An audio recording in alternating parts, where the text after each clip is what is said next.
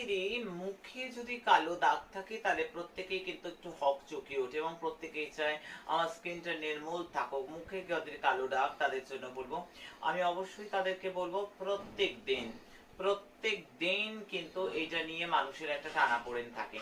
তবে একটা উপায় আমি বলে দিই, অবশ্যই করে বলবো 25 গ্রাম আমি বলবো ফিটকিরি আর 100 গ্রাম মুলতানি মাটি, দুটোকে কিন্তু একদম ডাস্ট করে নিতে হবে পাউডার ফর্মে।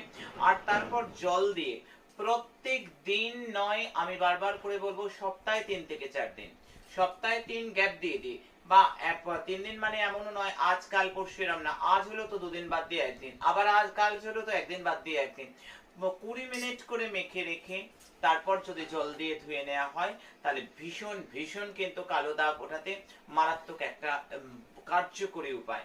যদি করে দেখো তোমরা ভালো থাকবে।